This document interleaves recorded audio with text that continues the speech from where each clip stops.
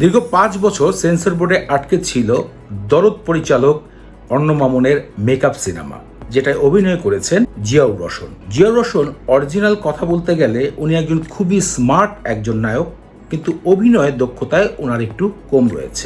বাংলাদেশে অনেকগুলো cinema sensor বোর্ডে আটকে দেওয়া হয়, এমনকি ওয়েব ফিল্ম সুদ্ধাও বন্ধ দেওয়া হয়, যেখানে ওটিটিতে কোনো নীতিমালার প্রয়োজন হয় না। ফ্রেন্ডস, সাম্প্রতিক সময় আমি গণমাধ্যম থেকে জানতে পারলাম মেকআপ নামক এক সিনেমায় রোশন ভাই অভিনয় করেছিল 5 বছর আগে। সিনেমা কমপ্লিট, কিন্তু বিভিন্ন সেন্সর জটিলতার কারণে সিনেমাটি আটকে পড়েছিল।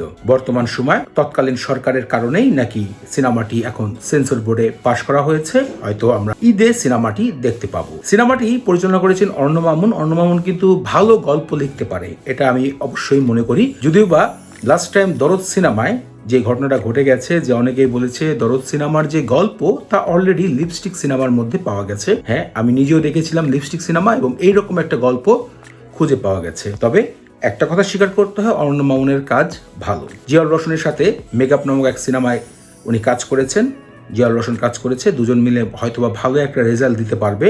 কিন্তু 5 বছর আগের সিনেমা এতদিন আটকা পড়া থাকার কারণে হয়তোবা এখন এসে সিনেমাটা মার্কেটে কতটা প্রসার বৃদ্ধি করতে পারে তাও কিন্তু একটা সন্দেহের বিষয় রয়েছে। এবার আসেন সেন্সর বোর্ডের কিছু কথা। আমি জানা মতে বাংলাদেশের সেন্সর বোর্ডের অনেক সময় অনেক সিনেমাকে বাতিল করে দেওয়া হয়েছে। যেমন আমি একটা ওয়েব ফিল্মের জন্য অপেক্ষা করছিলাম, অমীমাংসিত, যা সাগর রুনি সাংবাদিকের হত্যা কাহিনীকে ভিত্তি করে তৈরি করেছিলেন রায়হান রাফি, যেটি সেন্সর বোর্ডে আটকে দেওয়া হয়। শুধু তাই নয়, শনিবার বিকালে যেটা হচ্ছে গুলশান ক্লাবে জঙ্গলির যে আক্রমণ হয়েছিল সেই বিষয়ে একটা ওয়েব ফিল্ম বা ফিল্ম যেটাই বলেন না কেন, সেটা দীর্ঘদিন ধরে সেন্সর বোর্ডে বাংলাদেশে আটকে ছিল। সিনেমাটি মুক্তি দেওয়া হয়নি। তারপরে মুস্তফা সরোয়ার ফারুকী কি করেছেন যে এটা দেশের বাইরে একটা ওটিটি প্ল্যাটফর্মে বিক্রি করে দেন এবং সেখানে সেটা মুক্তি হয় এবং দর্শকরা দেখে বেশ ভালোবাসা প্রকাশ করেছেন এবং গ্রহণ করেছেন যে যেমন ডিরেকশন যেমন অভিনয় সবকিছুই ভালো ছিল। আমি মনে করি মেকআপ সিনেমার মধ্যেও এমন কিছু ছিল অর্ণ মামুন প্রকাশ করতে চেয়েছে যা সে সময় সরকার বা সে সময় সেন্সর বোর্ড সেটাকে বাধা দিয়েছে। অবশ্যই আমরা এই সিনেমার মধ্যে ভালো কিছু পেতে পারি, কারণ দীর্ঘ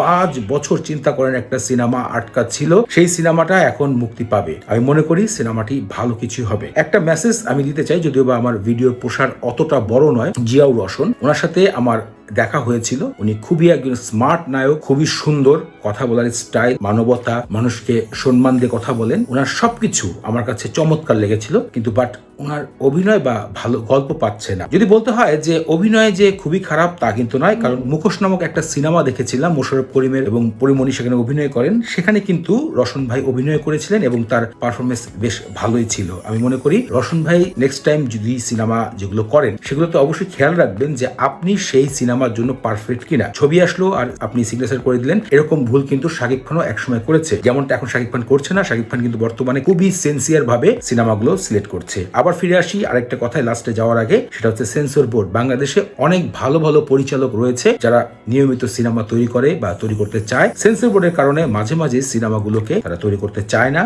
করে ফেললেও সেই সিনেমাগুলো পরবর্তীতে আটকে দেওয়া হয়। আমি মনে করি এখন ভালো ভালো সিনেমা আমরা উপহার পেতে পারি। বাকিটা আসলে অতটা জ্ঞান নেই, মনে হয়েছে তাই বললাম। আপনাদের কি মনে হয় ভিডিওতে কমেন্ট করে জানাবেন। পরবর্তী নতুন কোনো ভিডিও দেখা হচ্ছে, সে পর্যন্ত টাটা।